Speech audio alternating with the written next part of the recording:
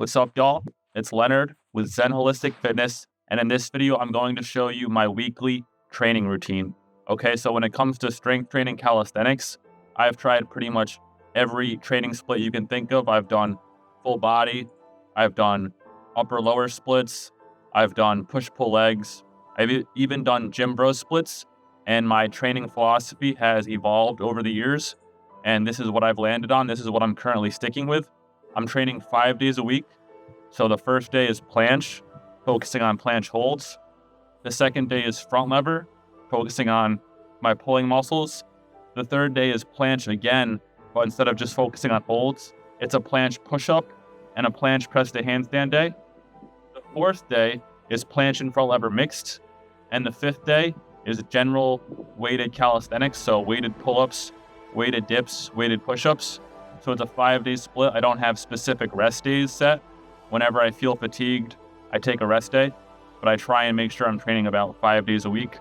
So hopefully there's valuable information you can learn from my training routine and implement into your own training routine. So be sure to watch this video all the way through till the end so you can learn everything you can learn about training calisthenics as effectively as possible. I'm going to show you the current planche progressions that I'm working on. I've been able to progress with the tuck planche, and so now I'm working on strengthening the advanced tuck planche. So this workout is specifically geared for bridging the gap from tuck planche to advanced tuck.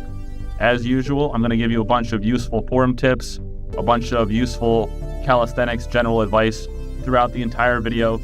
So make sure you stay till the very end to learn everything you can about training planche properly and training calisthenics properly. So with that, let's jump right into the first move of this workout. First up, we have tuck to advanced tuck planche extensions. I'm using a resistance band under my center of mass to assist me. So let's see what that move looks like. You start in a tuck planche, strong protraction, knees to chest.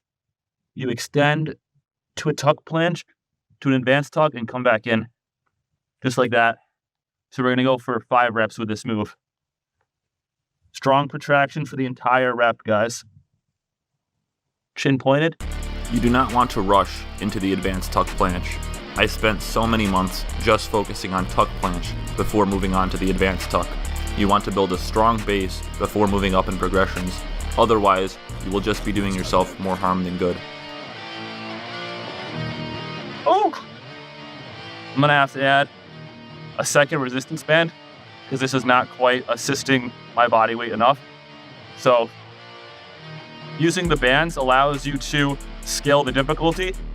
Use a thicker band if it's too hard. Use a thinner band if it's too easy, and eventually you won't need a band at all.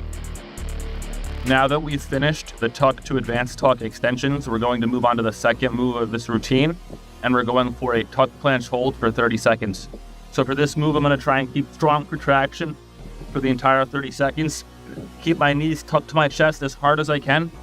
Keep my upper back rounded, almost like a turtle shell, and then just control my breath and try and hold for 30 seconds.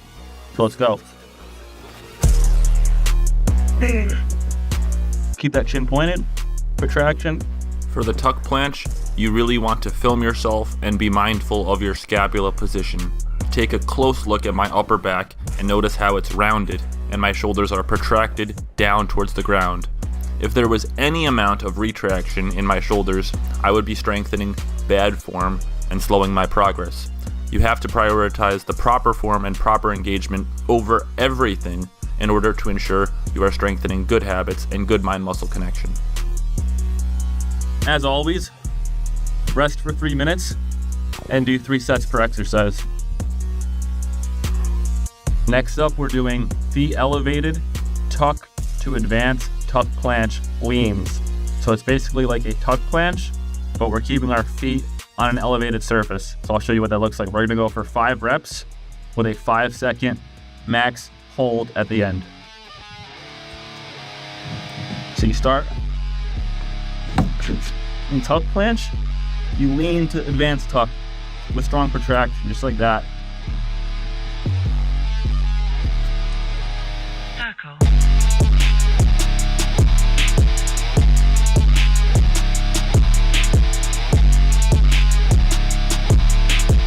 and then hold for 5 seconds.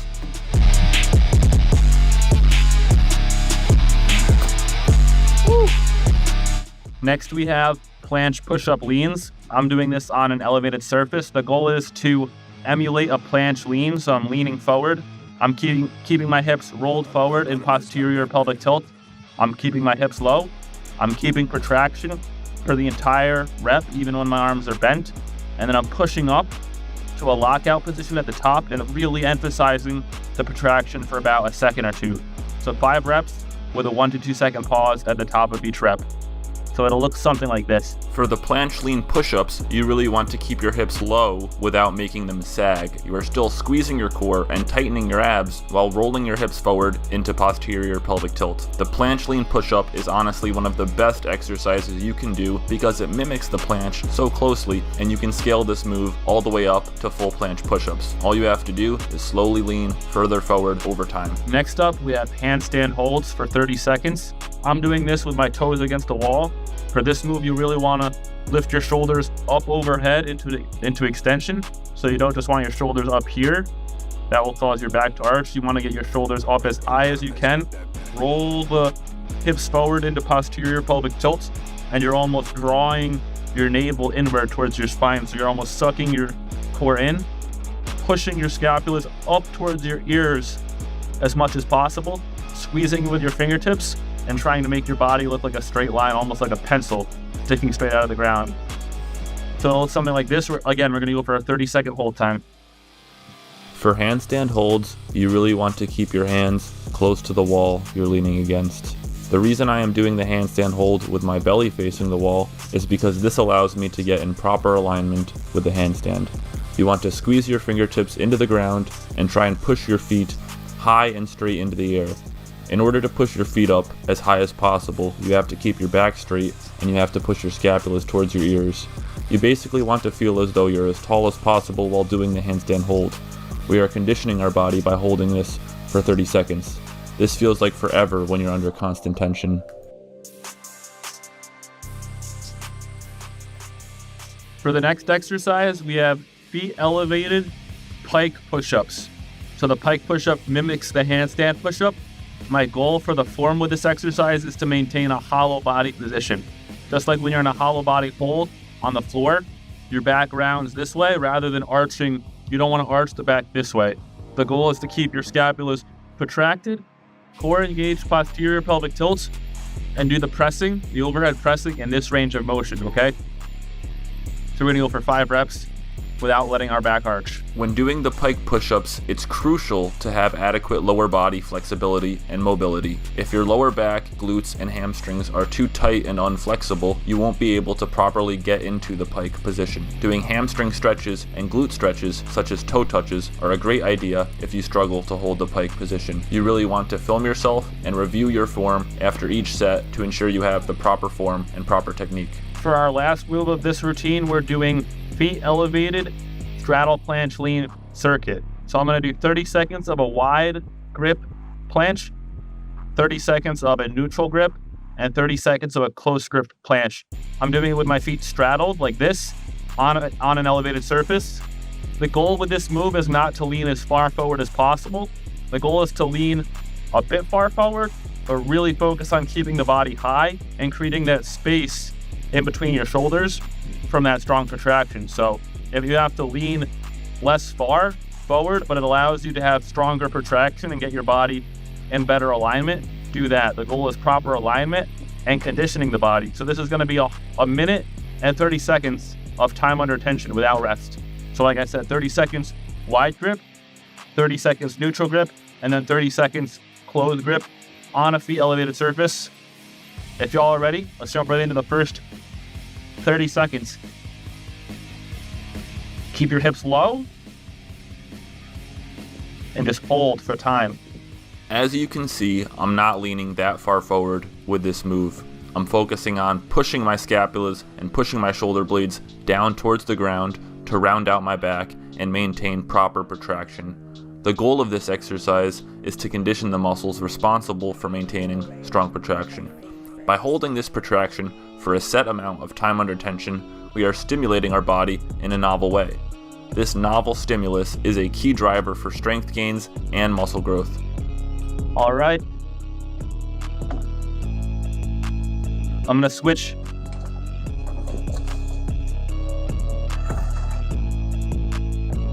I'm going to switch the elevated surfaces, bring the parallettes into neutral grip, and then continue.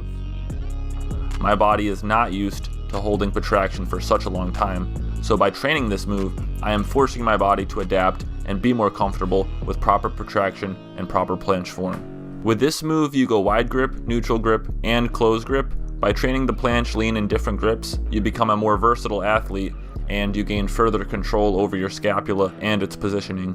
If 30 seconds is too long, start with a shorter duration and slowly build up over time. All right. Last but not least, guys, bring the parallettes into close grip.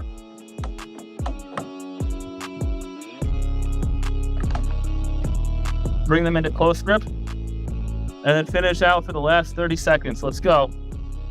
This is a really long time under tension, so you will feel your core on fire by holding the proper posterior pelvic tilt and proper core engagement. That burning sensation you feel in your core is a sign you are pushing your body and forcing strength gains and forcing adaptations in the body. If you feel you are losing protraction, it's better to come down and rest and go back up again when you have strength. You do not want to be practicing bad form. It will only strengthen bad habits, which you do not want to do. Holy cow. That is a crazy finisher. Show you all the front lever progressions that I'm currently using to unlock the front lever. I guarantee there are certain progressions that you've never heard of and that you need to incorporate into your training routine. As usual, I'm going to be dropping calisthenics advice and strength training advice throughout the entire video. So make sure you watch till the very end to learn everything you can learn about training calisthenics. First up, we have high angle front lever holds. I'm doing this on the straight bar. You can do this on gymnastics rings. It's basically like a front lever hold, but instead of holding your body flat, you're keeping your feet high.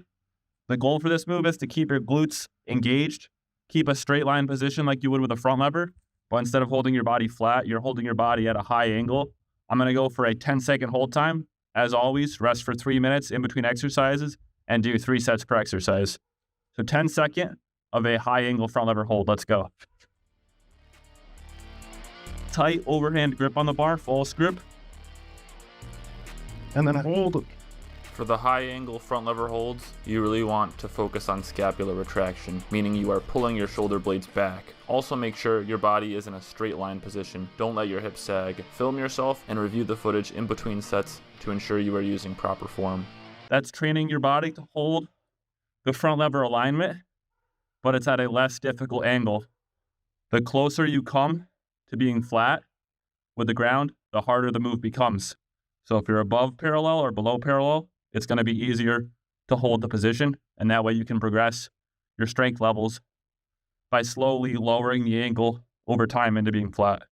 Next up, we're going to do low angle front lever holds. So just like the high angle front lever hold, you're holding above the front lever position. Now we're going to raise up and hold below the front lever position. So we're training the lower range of motion, and we're going to slowly over time be able to hold higher and higher until we can hold our body flat. By training with the full front lever position, you're actually emulating the core engagement from a full front lever. So if you just do tuck front lever progressions, you might not actually get the proper strength training stimulus to progress to the full front lever. So that's why we're doing low and high angle holds. So we're going to go for a low angle front lever hold for 10 seconds. So you grip the bars tightly. With this move, you really want to try and keep your elbows locked out and straight. As you can see, my elbows are slightly bent, so that is something I need to work on with my form. For our next exercise, we're doing half lay negatives to hold. Okay, so a half lay is basically when you bend your knees like this, so you keep your hips straight, but both knees bent. That's what a half lay is. We're going to start in a high angle half lay and slowly lower down into a half lay front lever, and we're going to hold for 10 seconds. I'm using a resistance band to assist me. So you put the resistance bands around the bar, get up into a half lay. With the half lay hold, you really do not want your hips to sag or to drop too low. I'm struggling to hold the proper form, which means I need to drop the ego and use a thicker band to assist me more. It's all about proper form with the right amount of time under tension. For our next move, we're going to be doing advanced tuck front lever pull-ups. So the advanced tuck, you keep your hips bent at a 90-degree angle, okay? And you're in a front lever position, so your body's flat, your torso's flat with the ground, and you're basically doing a pull-up to your waist, okay? So we're gonna go for 10 reps, and then we're gonna try and hold per time at the end of the 10th rep, okay? Tight overhand grip. For the advanced tuck front lever pull-ups, you really want to try and get your waist to the bar if possible. It's useful to use a resistance band to assist you to make sure you get full range of motion and get that waist all the way to the bar. Keep a tight overhand grip on the bar and your scapula is retracted for the entire movement. Strong retraction and a tight false grip will help you to get full range of motion. You really want to control this movement, no momentum. Next up, we're doing Victorian holds on the floor. You put your elbows and forearms on the ground. You lift your back, glutes, and legs off the ground in a reverse plank position, and then you slide backwards, and it's going to mimic the Victorian hold position. So we're going to go for a 10-second hold of the Victorian hold on the floor. So you put your elbows on the ground, lift your legs, get those hips high, and then lean back. The Victorian hold trains your rear delts and your scapula to retract really hard, which is super useful for helping you to strengthen the front lever. You can scale the difficulty of this move based on how far back you lean. Keep your hips high, squeeze your core, and focus on your breath and hold for time. For the last exercise of this routine, we're going to do dragon flag holds for 10 seconds. So I'm going to start in a high angle dragon flag, and then I'm going to slowly lower down into an angle that I can hold for 10 seconds. The dragon flag was made popular by Bruce Lee. It's one of the best core exercises you can do, and it's going to further emulate that straight body position to strengthen up your front lever. So again, start in a high angle, lower down to a position you can hold for 10 seconds, and then hold it for 10 seconds. The dragon flag is a lever exercise, meaning it can be progressed like any other lever exercise. What this means is you can do tuck, advanced tuck, straddle, and half lay variations of the dragon flag to make it easier. I'm doing the full dragon flag, but I'm holding it at a higher angle to make the move easier, just like with the high angle front lever holds. Push yourself, learn to regulate your breathing while engaging your core, and strive for perfect form. Form over everything else. That will conclude this front lever routine. Today we're going to be focusing on the planche push-up and the planche press to handstand. So with that out of the way, let's jump right into the video. First up, we're training tuck planche press to handstand. I'm using a resistance band under my center of mass, under my waist, to assist me. You protract your scapulas hard in the tuck planche, and you use your front delts to press your body into a handstand, keeping your elbows locked the entire time. This is one of the most functional straight arm pushing exercises you can do, and it is a fundamental exercise for building planche strength. Next up is band assisted 90-degree holds. Again, I'm using a resistance band under my center of mass. You start out in a pike position with your arms overhead. This is to ensure proper form engagement.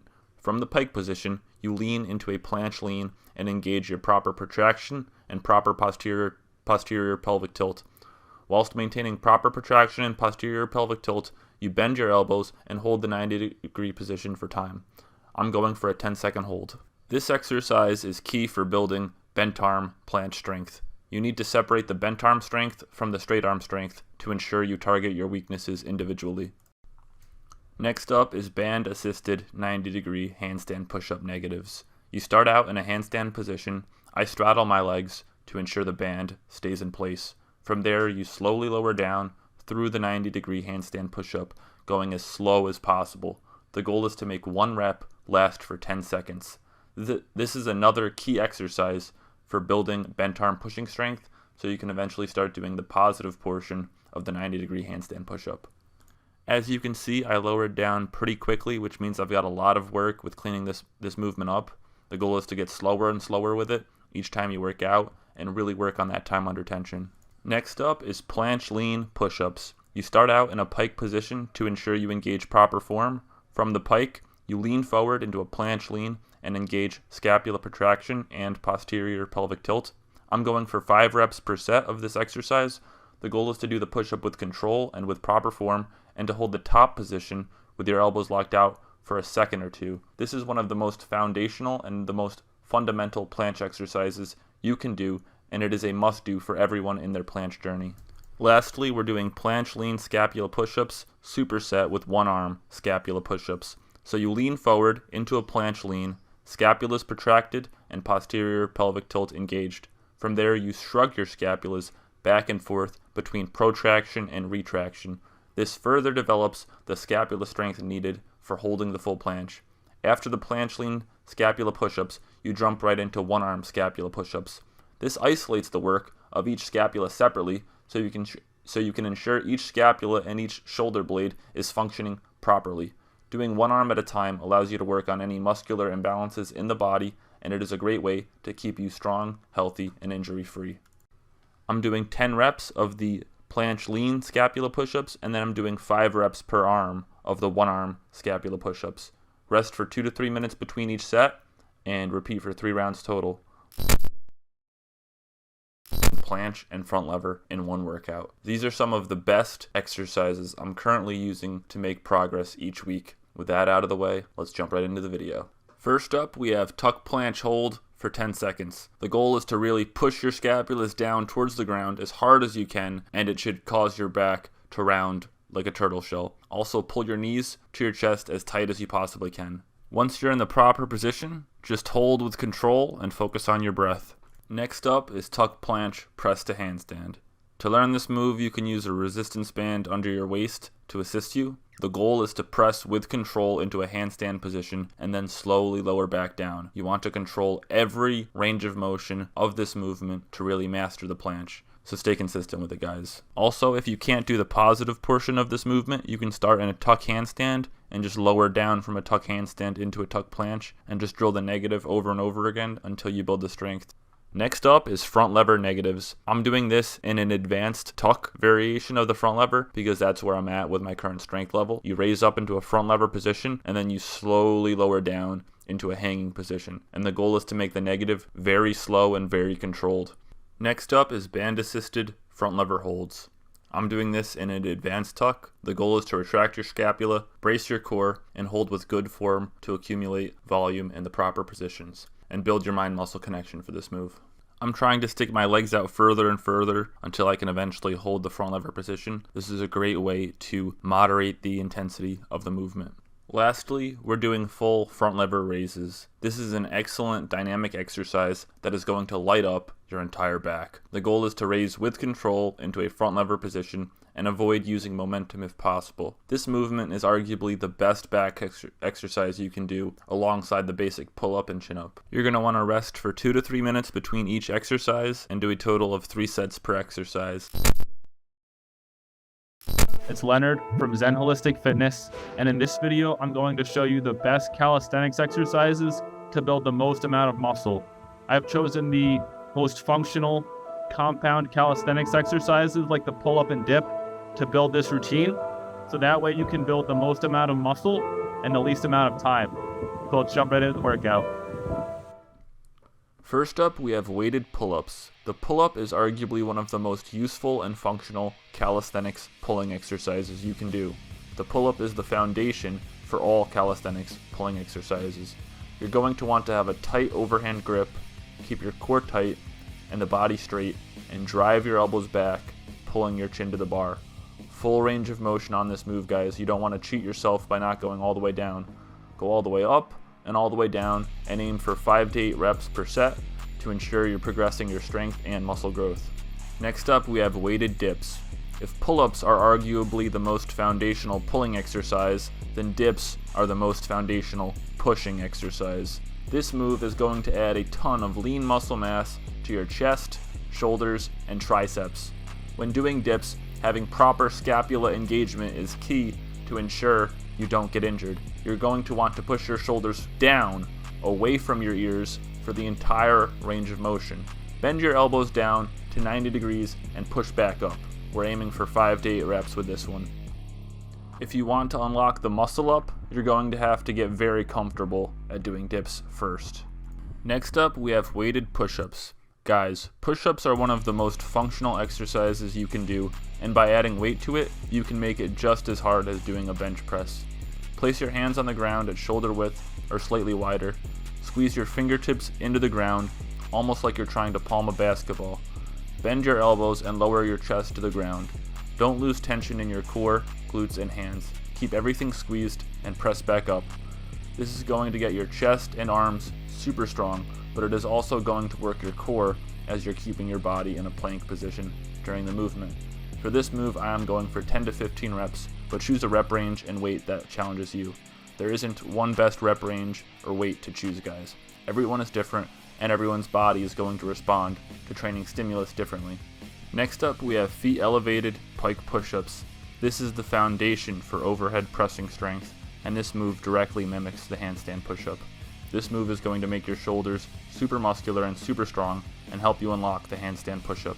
You want to keep your body in a vertical, straight line and keep your lower back straight. You don't want your lower back arching. You want to keep your core squeezed and engaged so your lower back stays straight. Film yourself, review the footage, and strive for clean form. It's better to do less reps with good form than more reps with sloppy form. Next up, we have hanging leg raises. This is a super simple but super useful core exercise that you can use to get killer six-pack abs.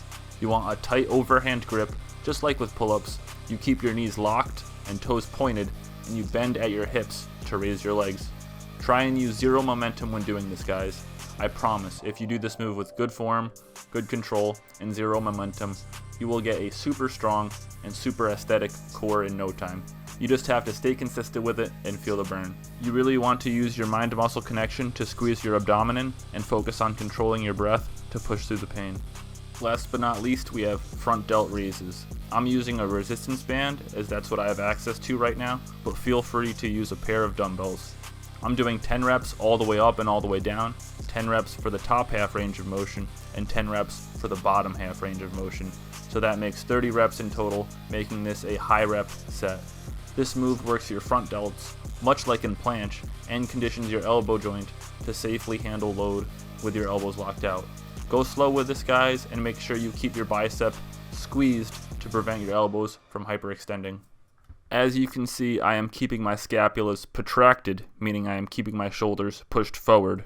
This further emulates the planche position to give you a greater strength carryover to calisthenics skills that require strong protraction. All right, guys, that'll conclude the calisthenics workout routine.